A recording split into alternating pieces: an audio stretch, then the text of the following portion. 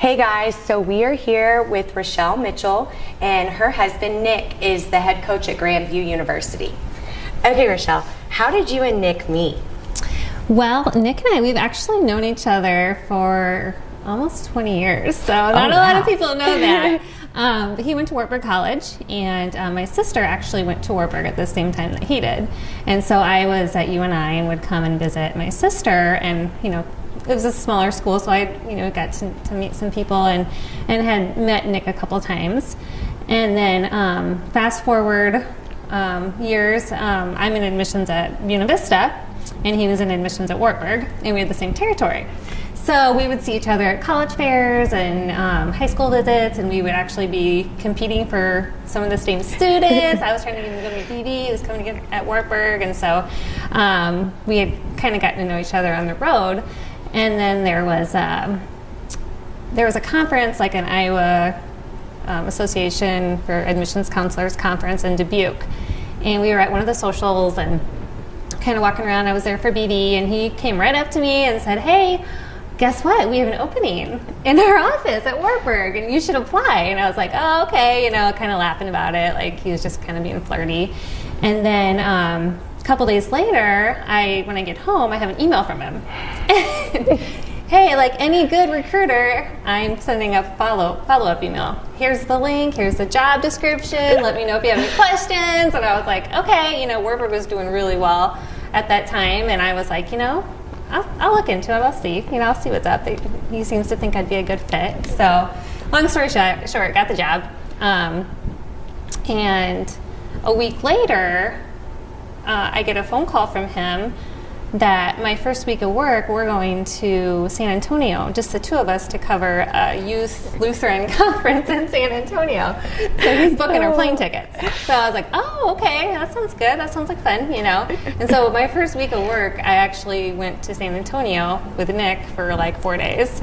And that's kind of when we started just getting to know each other, and we kind of say the sparks started flying, and we actually went there for our 10-year anniversary. So that's it's cute. A kind of like celebration. So yeah, that's awesome. So that's kind of the longer, probably more than you needed. But No, I love history. it. So I realized when y'all were in San Antonio that you weren't talking yet or officially dating yet. No. So what was your first date? We kind of kept it on the down low for a while because we had worked together. Our offices were literally right across the hall from each other. So when we finally told our people that we work with, hey, they were like, "Oh, really?" Like, we had no idea that you guys were dating. So then we were like, "Okay, let's go on a date," And so it was perfect. We went to a nice place in Cedar Falls. It was called Bourbon Street. Just really nice place, good food. We had a great time. It was. I don't consider that as our first, because we'd been kind of hanging out for a while, but that was our first official outing together as a couple. And it was fun. Yeah, it was good. That's awesome. I love how you guys had to have a official public outing together. That's great. Okay, so what was your wrestling background prior to meeting Nick? I didn't really have one. No, I grew up in a basketball family. I played basketball. My brothers did. My family did. We all did. And I didn't really have much of an interest in the wrestling side of it. It wasn't really a big in my high school at the time.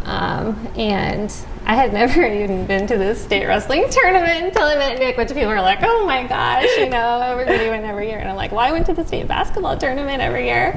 But so I didn't really have any really experience with it. And so when I started dating Nick, I had a lot to learn, but you learn quickly. So I would always go to the meets and try to sit with his family or his friends, so then I could just ask him tons of questions, okay, what does that move? What is this? So it was eye-opening for me. I'm It's sure. a whole different world. Oh yeah, especially in Iowa, the culture is just so intense around it. I love it. Mm-hmm. So when did you start to really get into wrestling and really start to enjoy watching it? I would say probably when he took the head coaching position. There was definitely a switch there. It was just such a new, I mean, for him, it was him becoming a head coach from being an assistant coach was a major transition for both of us. And just getting to know the guys more, and that knowing their backstory, and knowing like who their parents were, where they're from, like what he did, recruiting, what other schools are looking at, so I got really invested in more of like knowing who the guys are that are wrestling. And then once you care that much, you can't help but just love watching, watching them get better and improve, and wanting them to win. It's just like, absolutely. It's just like heartbreaking. It's like, I can't imagine like being a wrestling mom with your son. It's stressful enough watching those guys. So, and it's almost like when you're invested to that degree, you ride that roller coaster of emotions with them throughout the whole season. Absolutely. Yeah. It's intense. It is. Right? Especially nationals. It's just exhausting. I feel like I just ran a marathon after every session. No, I understand, because you have the celebratory matches, but then you also have the disappointing matches too, and you feel so many different emotions. It's so true. At once. It is truly a roller coaster ride. Okay, so I've heard stories about Nick when he worked for Coach Miller, who's the director at the Dan Gable Museum at Wartburg. He used to tell Coach, "Hey, Coach, come see this new gal that is working in admissions." And like you said, y'all's offices were across from each other. When did you notice that Nick was interested in getting to know you? Well, Dubuque? No, he's a very outgoing, social, that's just kind of his nature anyways. So I guess at first I wasn't thinking anything like that. It was funny because he was the only guy in the office. It was all women in him. So he was kind of like the big brother of everybody, he was always telling everybody what to do. But I don't know, I guess it was probably when after we got back from San Antonio, he just kind of started like really wanting to know more about me, and what I wanted, what I was looking for, and career-wise, relationship-wise, all that. So that's kind of when I started thinking, maybe we'll see. Maybe there's something here. I love it, and clearly there was, because you guys have been married for how long now? 10 years. Oh man, 10 years, that is awesome. That is awesome. Yep.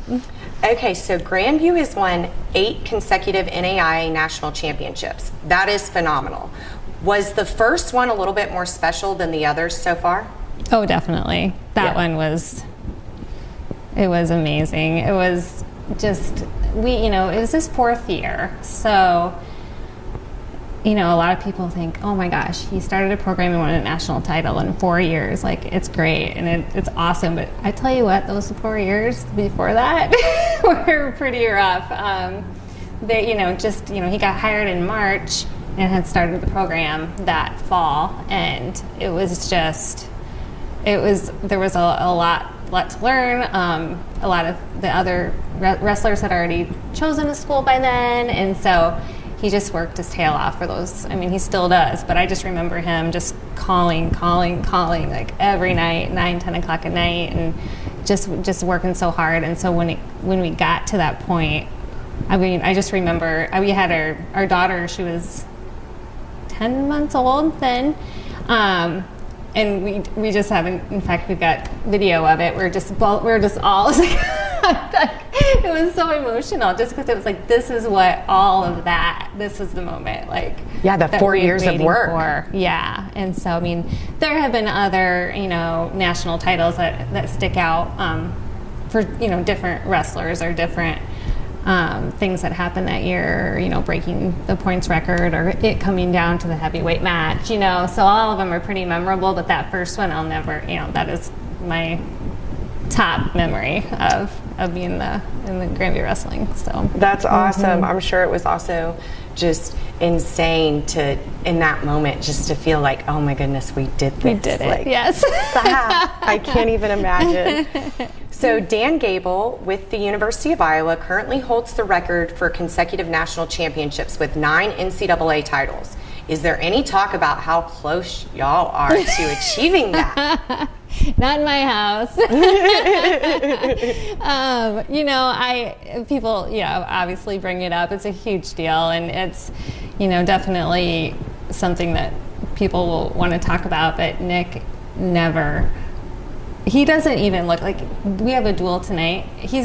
That's what he's focused on right now, you know. And then after the duel tonight, he'll be focused on the next thing. It might be the next practice, the next technique session, you know, the next tournament. They have a tournament this weekend, but he never looks at what we need to do here. It's always what's next. What is the next thing we're doing? We're doing conditioning tomorrow, or we're doing this the next day. So he doesn't ever like to talk about it.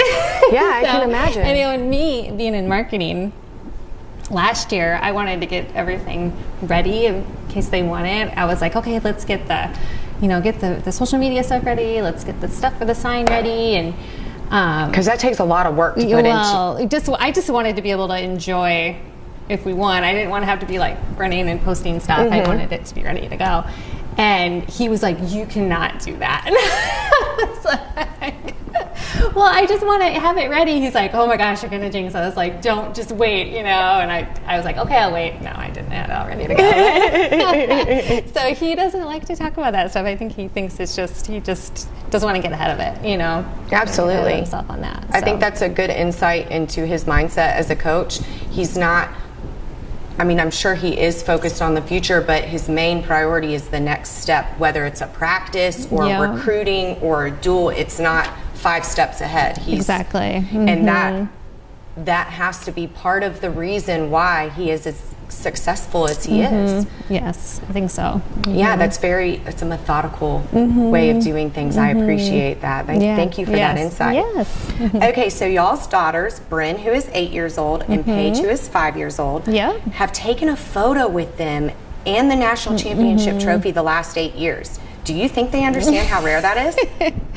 I don't think they understand how rare it is. I mean, it's, you know, Bryn's 8, we won 8. Like, they've never known anything different. Like, this is all they've known. I don't think they understand how rare it is. I think they understand, like, that Dad's a good coach. You know, that, like, Dad likes to win, you know, like, because, you know, that's what we talk about and everything. But, and the trophy thing, it's just kind of funny how that all evolved, because, you know, when you have a baby, you do the month pictures. And so I had the little stickers, you know, and hers for 8 months is when they won their first national duels title was in January. So it's like, oh, I'll put the sticker on her and put her in front of the trophy, and people just thought it was like the best thing ever. So then when she turned 10 months was right after we won the first title. So I was like, oh, perfect, 10 months with the trophy.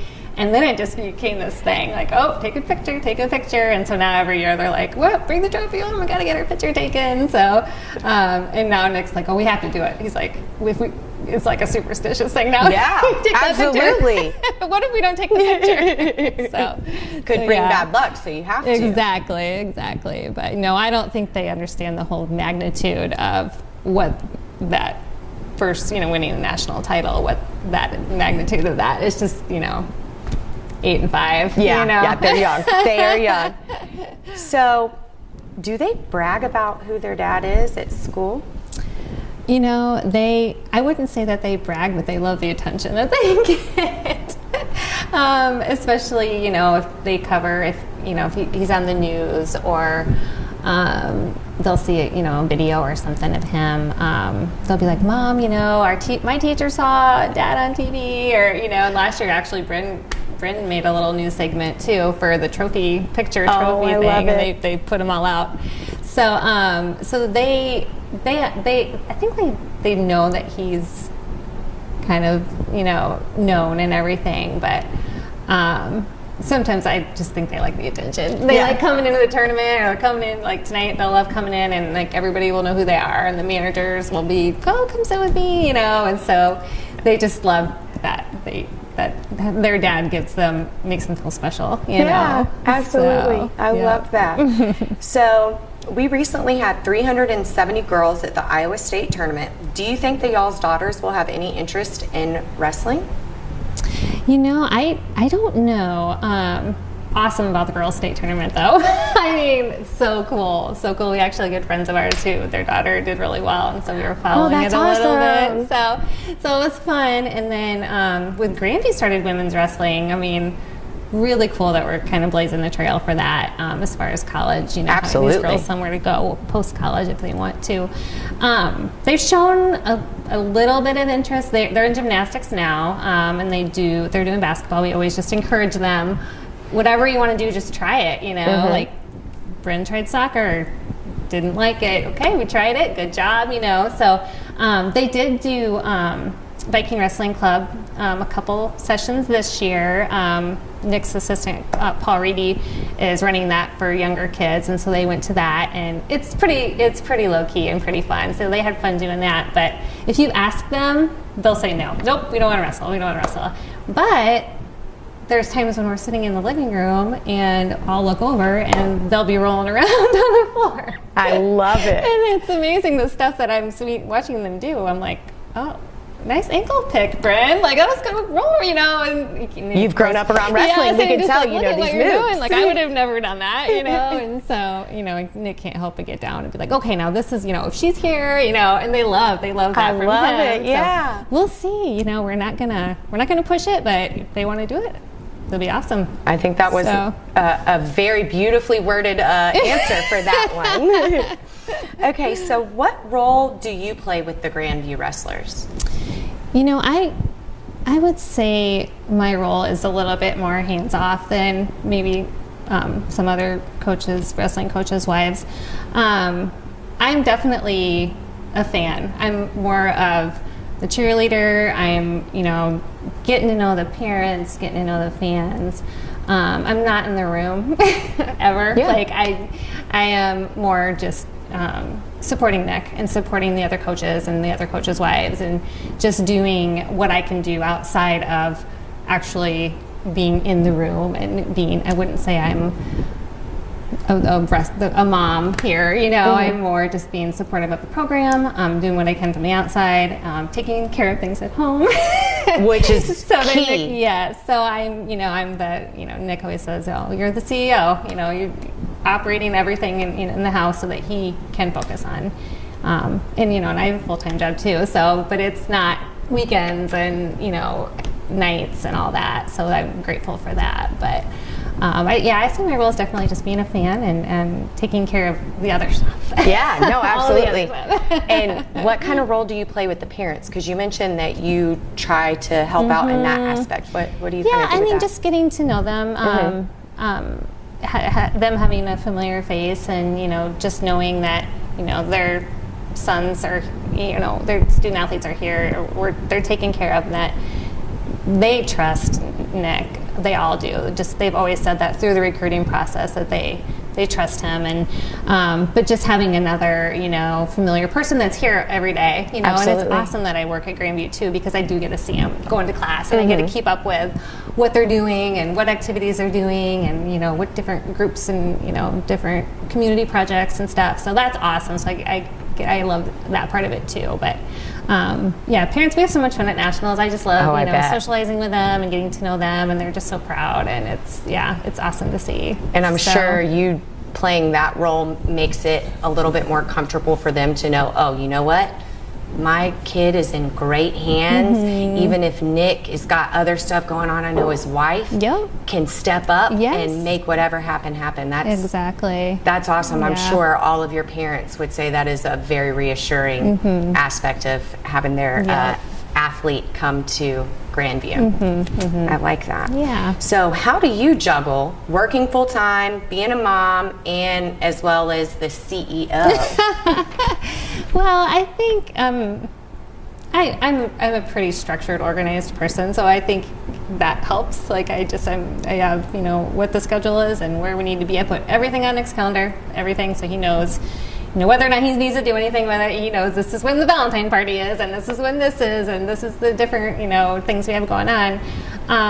But I also just try to take it day by day, and just be grateful. Like I get to go to work every day. I get to go to a job I love. I get to watch Nick impact all of these young men in a positive way. I get to raise these beautiful children, I just feel so blessed with it. So it's, it's I definitely have my days, but it's gotten so much easier as I've gotten used to it, and the girls, I mean, when I had a newborn and a 2-year-old, I was a little frazzled at times. I can only imagine. But now it's just like, oh man, I don't know, it's just, it's fun, and it's fun to have the girls involved in it. And yeah, there are days when I'm, like, oh my gosh, like one of them's sick, of course it's me, or one of them has this, of course, he can't go, and so there are times when I feel, you just feel like I should be at work, or I should be at home, or wherever you are, you feel like guilty for not being at the other place. Mm-hmm. So,